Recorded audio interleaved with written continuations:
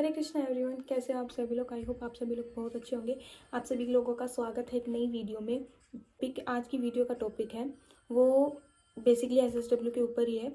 अगर आप एसएसडब्ल्यू के एग्ज़ाम की तैयारी कर रहे हो या फिर एसएसडब्ल्यू वीज़ा में जापान में आने की तैयारी कर रहे हो, तो नियर फ्यूचर में 2026 में और लॉन्ग स्टे करने के लिए जापान में आपके लिए कौन से फील्ड सबसे ज़्यादा ठीक रहेंगे जिसमें आप लॉन्ग टर्म तक जापान में रह सकते हो, उसके ऊपर ये एक एनालिसिस वीडियो है। आपके दिमाग में सबसे बड़ा सवाल यही रहता होगा कि अब लाइक एसएसडब्ल्यू की तैयारी तो कर रहे हैं पर किस फील्ड में करें, अपने आप को किस फील्ड में रखें, कौन सा सेक्टर 2026 के बाद कौन सा सेक्टर सबसे ज़्यादा सेफ है कि आप लॉन्ग टर्म तक जापान में रह सके, हमें पीआर तक की सेफ्टी मिल जाए।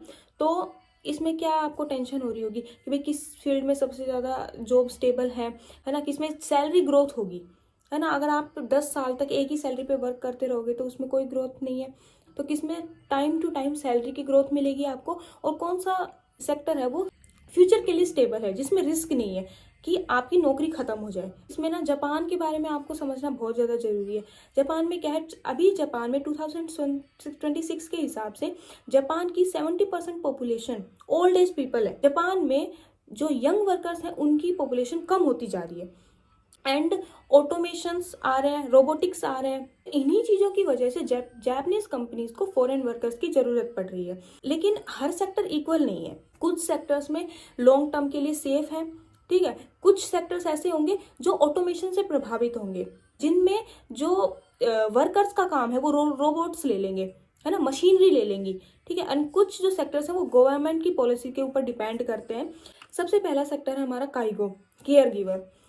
Care giver most future safe sector माना जाता है कि जैसे मैंने अभी आपको बताया कि जापान की 70% पॉपुलेशन ऑलरेडी ओल्ड एज लोग हैं एंड जो यंग पॉपुलेशन भी वो भी धीरे धीरे बूढ़ी होती जा रही है ना, जापान बूढ़ा होता जा रहा है।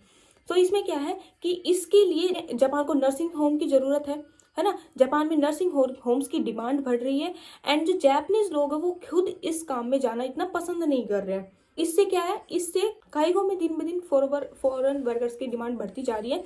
अब इस 26 के बाद इसमें फ़ायदा क्या है, देखो जापान में काइगो में अगर आप वर्क करते हो लॉन्ग टर्म स्टे कर सकते हो, स्टे के चांसेस हो सकते हैं आगे। अब जैसे आप अभी एसएसडब्ल्यू में फिर 5 ईयर्स रह सकते हो, 3 years SSW 1 visa and 2 years SSW 2 visa, ठीक है। उसके बाद अब जैसे जैसे नर्सिंग होम बढ़ते जाएंगे तो इसमें आगे चांसेस है कि गवर्नमेंट, जापान की गवर्नमेंट इसमें जो एसएसडब्ल्यू वीज़ा 2 है इसको एक्सपेंड कर दे। इसके भी चांसेस बहुत ज़्यादा हैं। और ये वीज़ा एक ऐसा है कि बूढ़े लोग ज़्यादा बढ़ेंगे तो ये काम कभी ख़त्म नहीं हो सकता ना। इस काम को मशीन वर्क में चेंज कर सकते, क्योंकि ये सेल्फ टच का काम होता है, वर्कर्स चाहिए ही चाहिए। अब इसमें चैलेंजेस क्या है, क्योंकि इसमें फिजिकल वर्क ज़्यादा है। इसमें आपको जापानीज कम्युनिकेशन आपका बहुत ज़्यादा स्ट्रॉन्ग होना चाहिए, क्योंकि आपको 60+, 70+, जो ओल्ड एज लोग हैं उनसे बातें करनी पड़ती है। तो जो लाइक जो जवान लोग होते हैं ना, जो यंग पीपल होते हैं, उनके बोलने का तरीका और जो ओल्ड पीपल होते हैं उनके बोलने का तरीका उसमें बहुत ज़्यादा डिफरेंस होता है, ठीक है। उनसे बोला भी नहीं जाएगा आधी बार। जापानीज कम्युनिकेशन बहुत ज़्यादा स्ट्रॉन्ग होनी चाहिए। जापान में एसएसडब्ल्यू वीजा पे आके एंड लॉन्ग टर्म के लिए सेफ जॉब सर्च कर रहे हैं तो आपके लिए काइगो बेस्ट ऑप्शन है। सेकेंड ऑप्शन है हमारा कंस्ट्रक्शन, ठीक है। कंस्ट्रक्शन में भी अभी के हिसाब से बहुत ज़्यादा जॉब है, लेकिन इसको मीडियम टू स्ट्रॉन्ग फ्यूचर समझ सकते हैं, क्योंकि जापान में बार बार रिनोवेशन चलती रहती है, ओल्ड बिल्डिंग्स की रिपेयर चलती रहती है, अर्थक्वेक बार बार आते हैं तो अर्थक्वेक के सेफ्टी अपग्रेड्स के लिए चलती रहती है रिनोवेशन।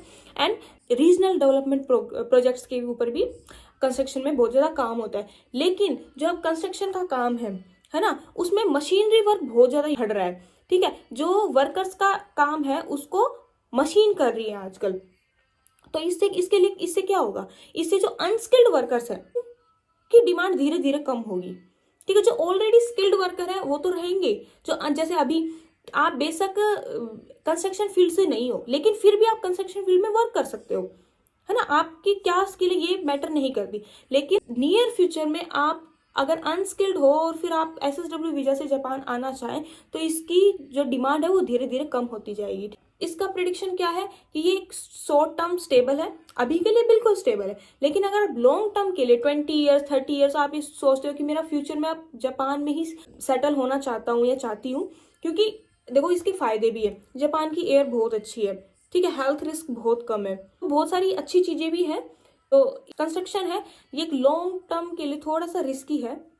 आता है हमारे पास food services industries. Food services industries में लाइक होटल का वर्क आता है, रेस्टोरेंट्स का वर्क आता है, एंड जो जापान में बेंतो बनते हैं ना, ये ready to made bento Japan के किसी भी सुपरमार्केट में, ठीक है, आप ले सकते हो। तो ये सारी चीजें इसमें आती है फूड सर्विसेज इंडस्ट्रीज में, जो भी फास्ट फूड की जो चेन होती है ना, जो भी खाना बनता है ऐसी इन कंपनीज में, तो इसमें लाइक अभी भी रिस्क है, ठीक है, अवेलेबल है अभी जॉब जापान में, लेकिन बहुत उतनी 100% अवेलेबल नहीं है।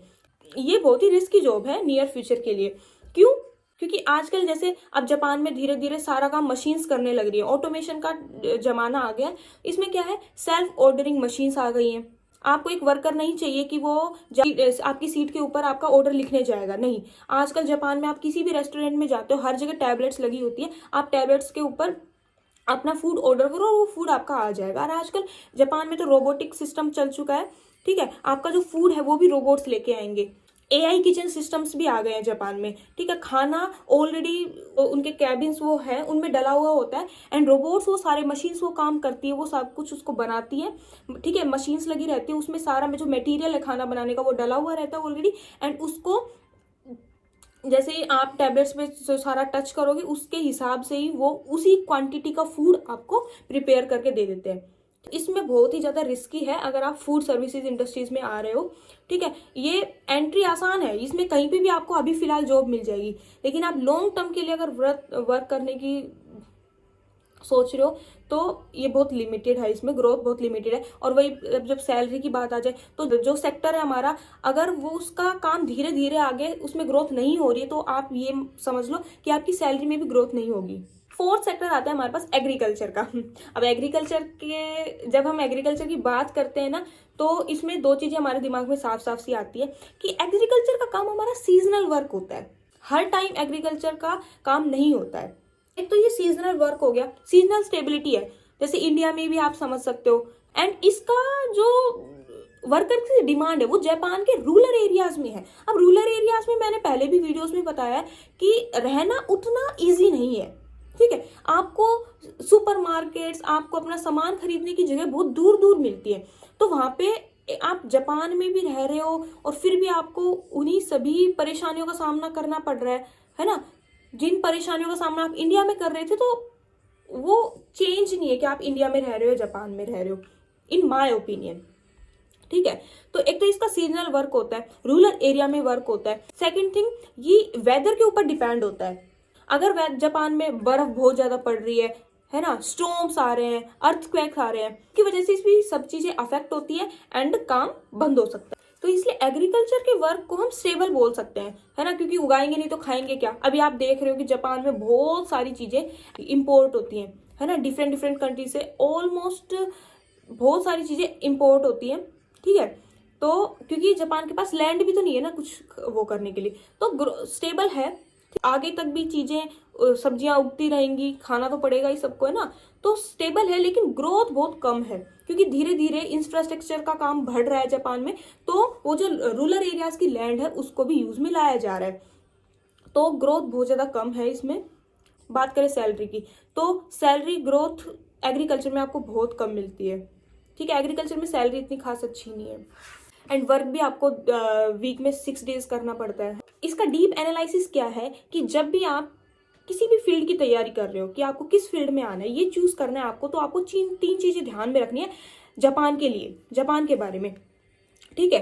कि फर्स्ट, कि जापान की एजिंग पॉपुलेशन बढ़ती जा रही है। सेकंड, कि जापान में ऑटोमेशन का इम्पैक्ट बहुत ज्यादा हो रहा है, आप देख रहे हो हर चीज इलेक्ट्रिक है, ठीक है। आपको जापान की लाइफ इतनी ज्यादा अच्छी है कि आपको बहुत कुछ करने की जरूरत नहीं है, हर चीज के लिए आपको एक मशीन मिल जाएगी। आपको बर्तन धोने की मशीन है, बर्तन सुखाने की मशीन है, हर चीज की आपको लाइफ बहुत ही इजी है ना।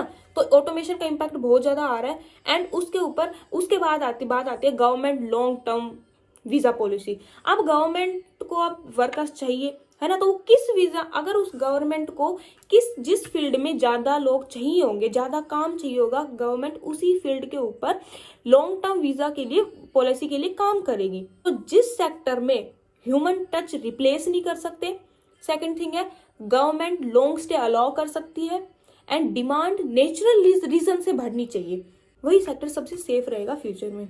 आई होप ये वीडियो आपको हेल्प करेगी। Thank you. हरे कृष्णा।